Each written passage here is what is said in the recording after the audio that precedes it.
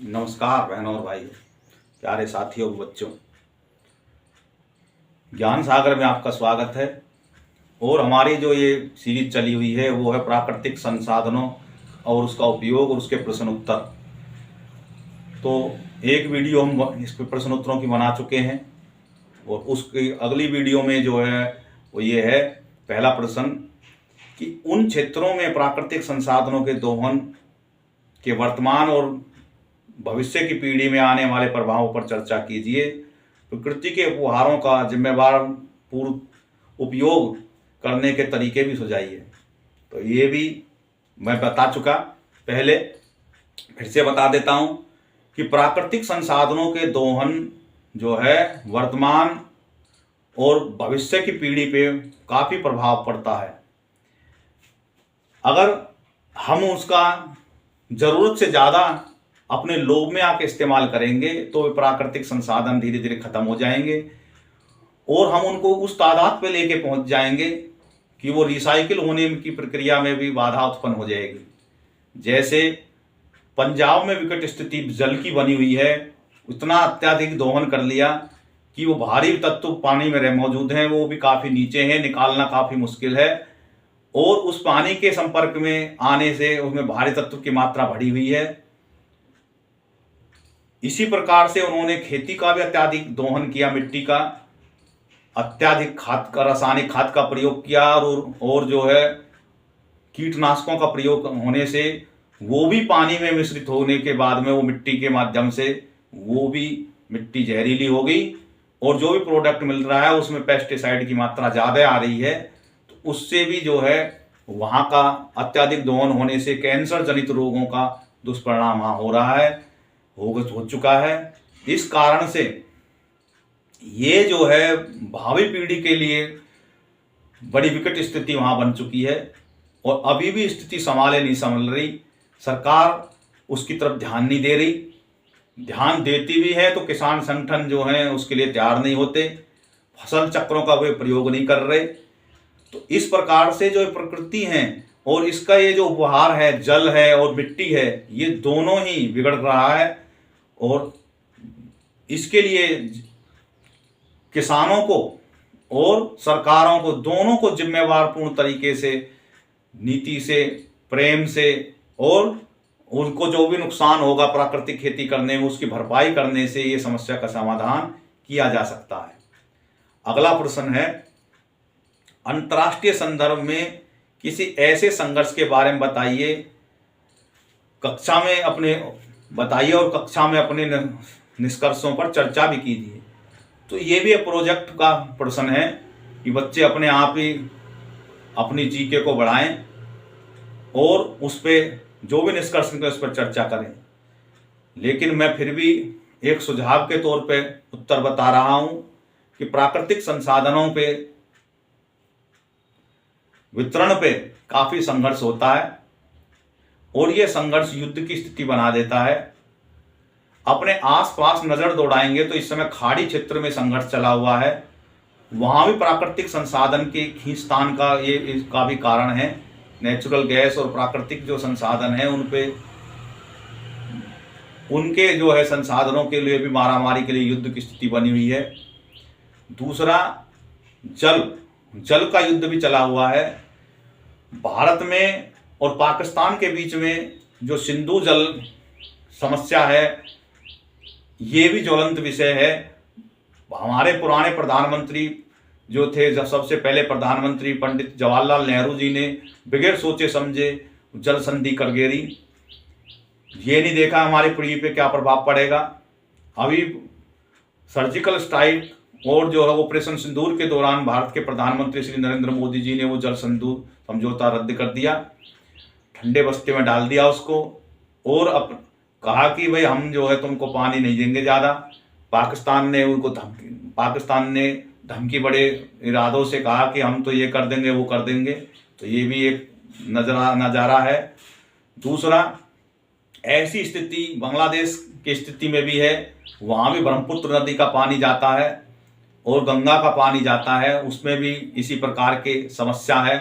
भारत के अंदर घरेलू स्थिति को देखेंगे तो कावेरी जल विवाद है, पंजाब में, राजस्थान और हरियाणा में जल का विवाद है। सतलुज भाखड़ा जो डैम है उस पर विवाद चला हुआ है। अंतर्राष्ट्रीय स्थिति में देखेंगे तो सूडान में तनाव चला हुआ है। इथोपिया, मिस्र और सूडान में तनाव है नील नदी के जल के विभाजन में। और वहाँ की जो बिजली जो योजना है, इथोपिया ने जो है ग्रीन इथोपिया रेनसा जो है बांध बनाया, उसके निर्माण के लिए है। लेकिन बांध के निचले हिस्से में स्थित मिस्र और सूडान अपने आप में चिंता करते हैं कि भाई हमारे यहाँ पे जो पानी की एक बांध में से एक साथ पानी छोड़ देंगे तो हमारे यहाँ तो बाढ़ आ जाएगी। तो वे क्या है, ये सारा कुछ जो फैला हुआ खेल होता है कम्युनिस्टों का होता है। वे जहाँ भी ये पहुँच जाते हैं वो उकसाते रहते हैं और वहाँ प्रोजेक्टों को होने नहीं देते, उनको ऐसे ही भुखमरी में कगार पे छोड़ना चाहते हैं। तो ये वहाँ पे प्रॉब्लम क्रिएट कराते हैं। तो इस प्रकार से जो है उनको यहाँ भी भारत में भी ऐसी जो सरदार सरोवर डैम पे भी जो है मेधा पाटकर आदि जो थी, ये जो आंदोलन जीवी हैं, ये वहाँ पे गड़बड़ कराई थी, जैसे तैसे वो प्रोजेक्ट पूरा कराया। तो ये मिस्र में भी लगभग ऐसे ही है। 90% जल की आवश्यकता नील नदी पर निर्भर है और वो कह रहे हैं कि तुम ये पानी को वहीं स्टॉक कर लोगे तो हमारा क्या होगा। तो ये अंतर्राष्ट्रीय विवाद है। इसके संदर्भ में आप और ज़्यादा जानकारी लेकर निष्कर्ष निकाल सकते हैं। अगला सवाल है कि आपके विचार में विभिन्न भौगोलिक क्षेत्रों में उपलब्ध प्राकृतिक संसाधनों के उपयोग को संभव बनाने के लिए कौन कौन से इनपुट आवश्यक हैं। तो भौगोलिक क्षेत्रों के उपलब्ध संसाधनों का उपयोग को संभव बनाने के लिए क्या क्या इनपुट प्राप्त हैं। तो इसके लिए क्या होता है कि सर्वोत्तम प्राकृतिक संसाधनों का सर्वोत्तम उपयोग के प्रमुख इनपुटों की आवश्यकता होती है। कौन कौन से इनपुटों की आवश्यकता होती है। एक तो कुशल प्रबंधन और उसमें विकास में जो सही कौशल ज्ञान है उसकी जरूरत होती है।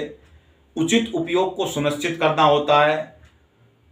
भ्रष्टाचार को रोकने के लिए सुशासन की जरूरत होती है और किसी एक संसाधन पर अत्यधिक निर्भरता से बचा जा सकने के लिए भी उचित उपाय होने चाहिए। सड़कों, बिजली, परिवहन जैसे बुनियादी ढांचों की भी आवश्यकता होती है। साथ ही संसाधनों को सुरक्षित और प्रभावी निष्कर्ष और प्रसंस्करण के लिए आधुनिक तकनीक के उपयोग की भी आवश्यकता बड़ी महत्वपूर्ण है। तो इस प्रकार के सतत और सुनिश्चित करने के लिए पर्यावरण संरक्षण और स्थानीय समुदाय का सम्मान भी आवश्यक है कि भाई आप उनको पर्यावरण संरक्षण भी उनकी जरूरत है कि आप अत्यधिक दोहन करेंगे तो उससे जो प्रदूषण होगा उससे वहाँ के समुदायों पर फर्क पड़ेगा और आप उनको विस्थापित करने की भी सोचेंगे तो भी उनका सम्मान गिरेगा।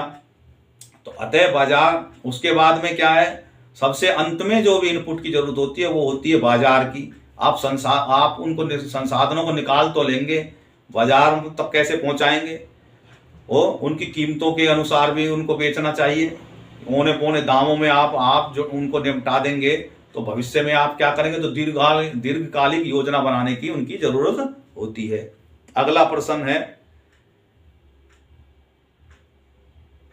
कि आप एक पल के लिए रुकिए और अपने आसपास की चीजों को देखिए कि इनके प्रत्येक के स्रोत क्या हैं। किसी न किसी बिंदु पर ये सभी प्रकृति से जुड़े हुए हैं। यहाँ तक कि आपने कमीज का प्लास्टिक का बटन भी जो है उसी से ही, वो प्रकृति से ही आया है। तो ये बिल्कुल सही है। ये भी आपका बौद्धिक कौशल बढ़ाने के लिए वाला प्रश्न है और इसमें आप जो है उदाहरण ले सकते हैं कि कपड़े से लेकर हर चीज तो प्रकृति से ही आई है। प्लास्टिक का बटन भी पेट्रोलियम और प्राकृतिक गैस जैसे जीवाश्म ईंधन से ही बनता है और कपास से कपड़े बनते हैं। और ये जो बिजली आप देखते हो ये कोयले और पवन ऊर्जा से और जल विद्युत से ये बिजली बनकर तैयार होती है। ये सब चीज नेचर से ही होती है। इस प्रकार से आप और भी बहुत सी चीजें हैं जिनको आप देख सकते हैं। अगला प्रश्न है, प्राकृतिक संसाधनों को वर्गीकृत करने के लिए किन किन मापदंडों का उपयोग कर सकते हैं।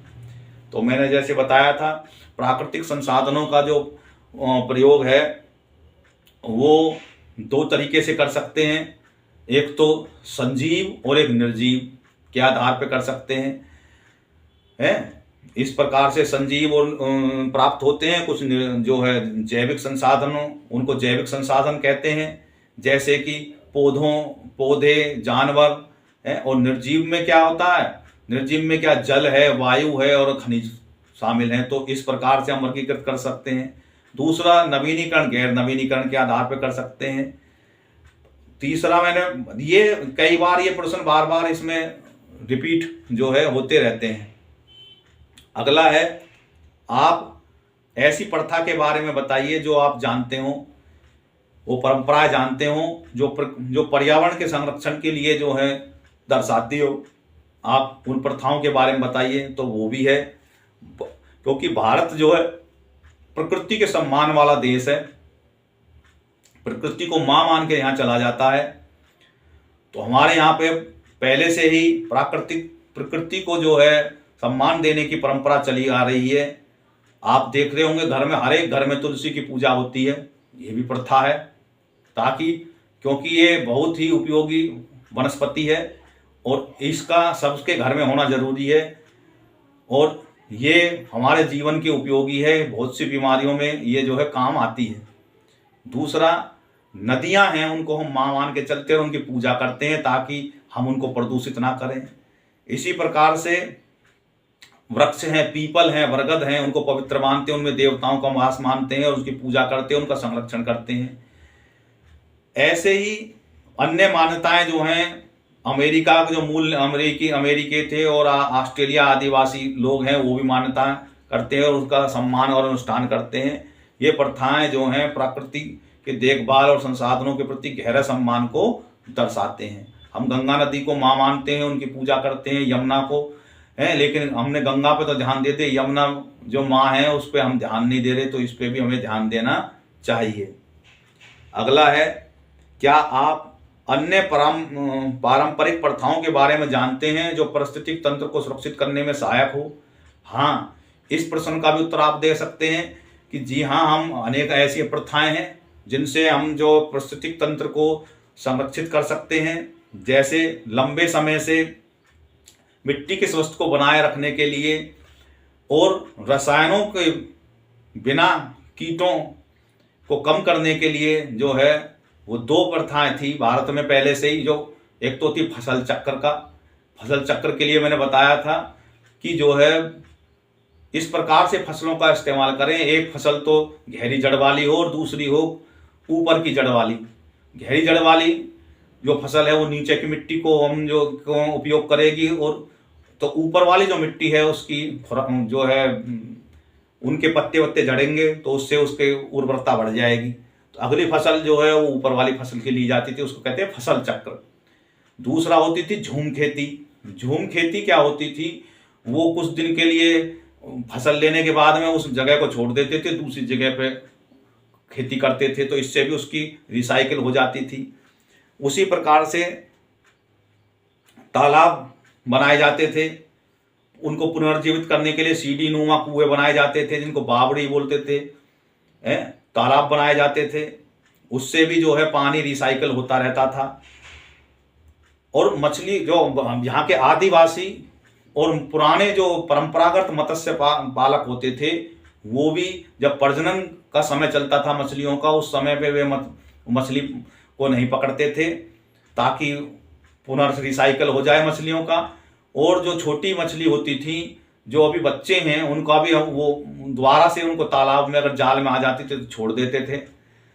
और इस प्रकार से ये जो है प्रथा थी, ताकि जो है जो ये इन प्रथाओं का परिणाम ये होता था कि वो इकोलॉजी बनी रहती थी।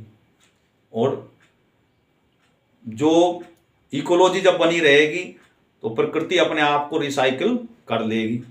अगला जो प्रश्न है वो ये है कि आज जो नवीनीकरण संसाधन है, कल गैर नवीनीकरण कैसे हो सकते हैं? इसे रोकने के लिए क्या उपाय हैं? ये बड़ा इंपॉर्टेंट प्रश्न है, परीक्षा उपयोगी, कि आज जो नवीनीकरण संसाधन है कल कैसे नवीनीकरण हो सकते हैं। ये मोटी सी बात है। जो आज नवीनीकरण संसाधन है उनका हम अत्यधिक दोहन करेंगे तो स्थिति विकट हो जाएगी। विकट क्या हो जाएगी कि भाई जो आज नवीनीकरण हो रहे हैं, नवीनीकरण का मतलब है जैसे पेड़ों से रिलेटेड है कोई, हम पेड़ों की ज़्यादा कटाई कर देंगे, दोबारा नए पेड़ लगाएंगे नहीं, तो वो भी नवीनीकरण में पहुंच जाएंगे। कोयला है इसका, ये हालांकि जो गैर नवीनीकरण में आता है, उसी प्रकार से पानी है, नवीनीकरण का साधन है, लेकिन हम उसका अत्याधिक दोहन करें। पंजाब की स्थिति विकट बनी हुई है।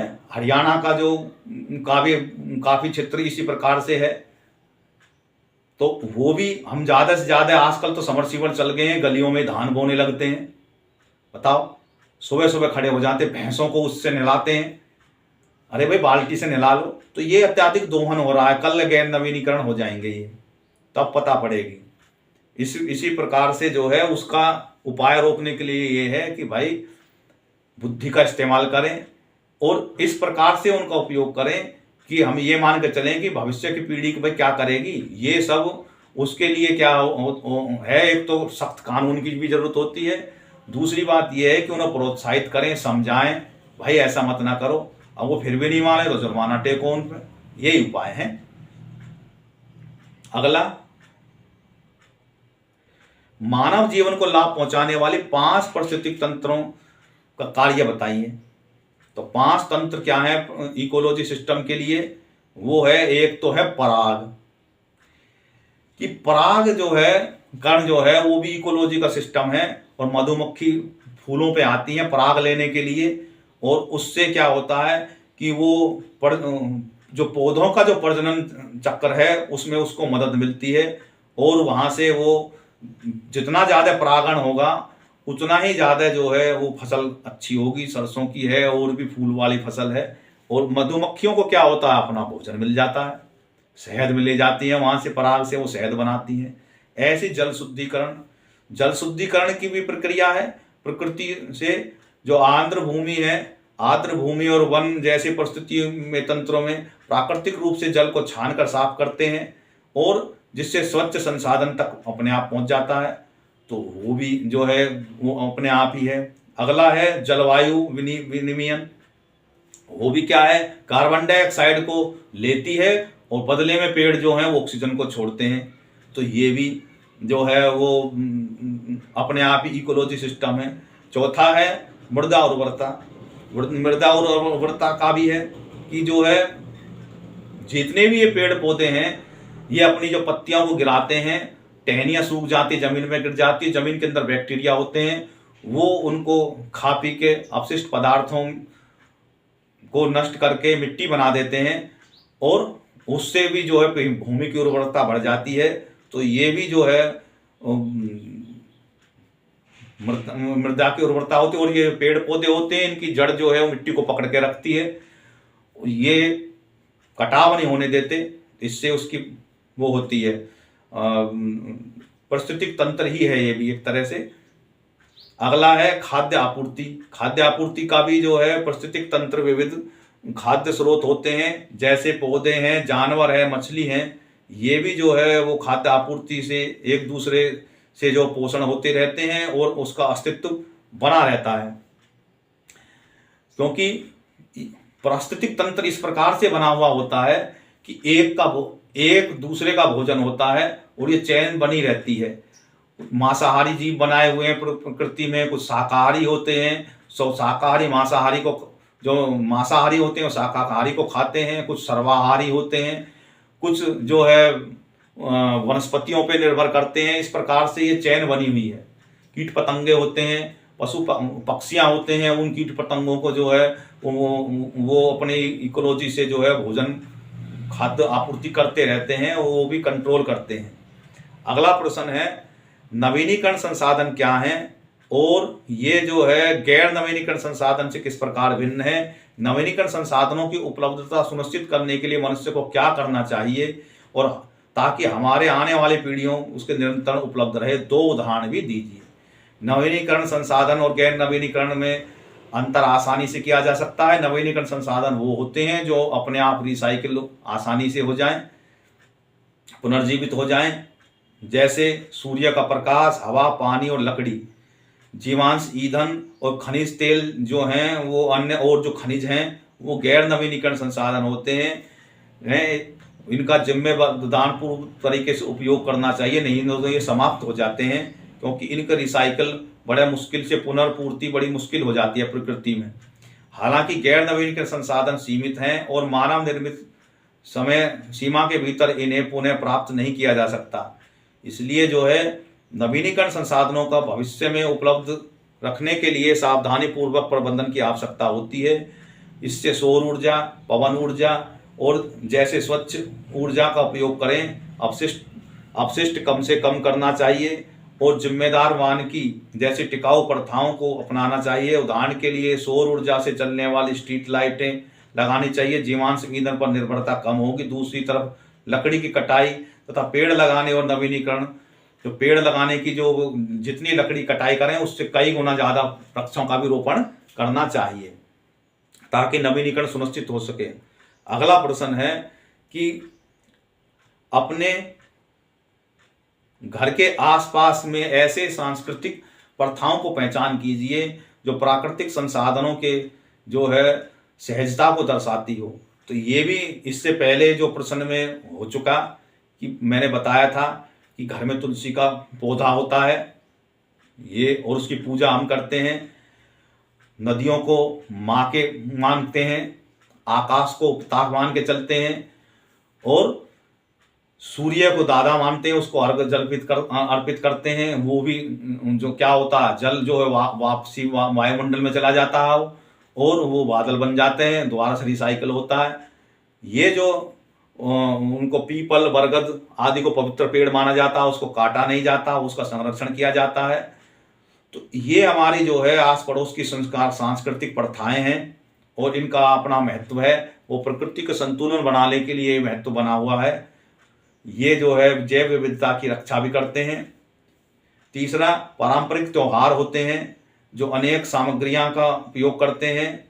उदाहरण के लिए भोजन परोसने के लिए केले के पत्ते हैं, मूर्तियां बनाने के लिए मिट्टी और के सजावट और प्राकृतिक रंग होते हैं। इसके अलावा तालाबों, कुओं जैसे जल निकायों को अनुष्ठान के माध्यम से साफ किया जाता, पवित्र किया जाता है। इससे जल संरक्षण को बढ़ावा मिलता है। अंत में धार्मिक अनुष्ठानों के दौरान उपवास, सादा जीवन जैसी प्रथाएं अनावश्यक खपत को कम करने के लिए स्थिरता को बढ़ावा देने में सहायक होती हैं।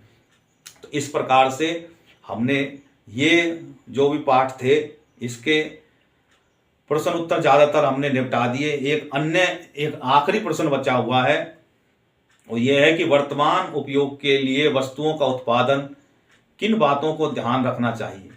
ये बड़ा इंपॉर्टेंट प्रश्न है कि वर्तमान में हमने जो है जो भी उत्पाद बनाएं वो क्या हो। तो सबसे पहली बात है हम जो भी उत्पाद बनाएं वो पर्यावरण में इस प्रकार से हो, पर्यावरण अनुकूल हो। यानी कि अगर वो खराब भी हो जाए तो उसका रिसाइकल होने में आसानी हो, और दूसरा उसका नवीनीकरण संसाधनों के आधार पे वो हो। उसमें वर्तमान में उपयोगी वस्तुएं जो उत्पादन, नवीनीकरण संसाधन और पर्यावरण के अनुकूल सामग्रियों का उपयोग करके स्थिरता को प्राथमिकता देना चाहिए। दूसरा, कार्बन फुटप्रिंट से कम ऊर्जा दक्षता पर विचार किया जाना चाहिए, जो उत्पादन और परिवहन जैसे गतिविधियों में हवा में उत्सर्जित होने वाली हानिकारक गैसों जैसे कार्बन डाइऑक्साइड की मात्रा को दर्शाते हैं। तो ऐसा भी होना चाहिए प्रोडक्ट। दूसरा, अगर हम बिजली का प्रोडक्ट बनाते हैं तो इस प्रकार का होना चाहिए, कम बिजली की खपत करे, वो टिकाऊ हो है। तो वो जो भी सामग्री बनाए ताकि बार बार ना बदलना पड़े।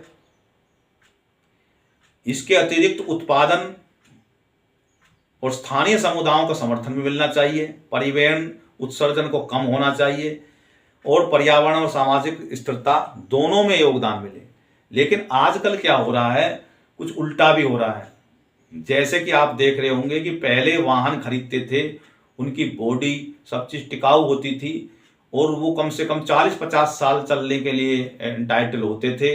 लेकिन कुछ जो है वकील हैं वो पैसे के लोभ में आके कंपनियों के द्वारा वो सुप्रीम कोर्ट में और ग्रीन जो चैनल वो जो कोर्ट बनी हुई है उसमें जाके जनहित याचिका लगाते हैं और वहाँ से निर्णय निकलवा देते हैं कि भाई इनसे पर्यावरण प्रदूषण हो रहा है और ये 15 साल के लिए ही ये उपयोग होनी चाहिए, बदल देनी चाहिए, नई गाड़ी ले लेनी चाहिए। अरे भाले आदमी, इसमें इंजन ही बाहर की जो बॉडी है उसका तो ढांचा मजबूत होता है, और आपको उनके स्क्रैप के कारण कि भाई ये जितने आएंगे हम इनसे स्क्रैप मिल जाएगा है, और उनके कारण उनकी जो भीतर के जो इंजन है जो सही है, सही तरीके से चल रहे हैं, उनको आप ठप करके और बगैर बुद्धि का इस्तेमाल करे हुए जो है उनको आप रिसाइकिल करवाने के लिए पहुंचा रहे हैं। तो ये कौन सी बुद्धि है इसमें? भाई वो दोबारा से बनेगी, उसके रिसाइकिल करने में कितना प्रदूषण होगा इस बारे में भी ध्यान दिया उन जो है माननीय न्यायालय ने। तो हम तो इसकी निर्णय की जो है कोई बुद्धिमत्ता नहीं देखी गई, ना तकनीक का सहारा लिया गया। झूठी सांची रिपोर्टों को आधार बना के जो माननीय न्यायालय ने इस पे जो है जो निर्णय लिया, ये ठीक नहीं था। तो हमें प्रोडक्ट ऐसा बनाना चाहिए जो बार बार ना खरीदना पड़े, काफी साल तक वो चले, उसके जो पार्ट हैं वो भी इस प्रकार से बनाए जो सालों साल चले। तो ऐसे प्रोडक्ट बनाने चाहिए। इस वीडियो में इतना ही, क्योंकि हमने सारा कुछ कवर कर दिया इसमें। अगले वीडियो में अगले अध्याय को उठाएंगे। बहुत बहुत धन्यवाद। भारत माता की जय। और देखो, अभ्यास करने से होता है, गुरुजी ने बता दिया और आपने सुन लिया, इससे कुछ नहीं काम चलेगा। भाई अपनी बुद्धि का भी इस्तेमाल करो, समझो। ये हमने समझने के लिए आधार बनाए हैं और अपनी बुद्धि के कौशल से ही इन सवालों का हल आपको करना है। ये नहीं कि डिक्टो कॉपी मार दी और भाई अपनी बुद्धि अपनाई नहीं, तो वो कभी भविष्य में आपको याद नहीं होंगे, आपको रटने पड़ेंगे। अपने सवालों के उत्तर अपने आप देने चाहिए, वो आप सीखो तकनीक। बहुत बहुत धन्यवाद। जय हिंद, जय भारत।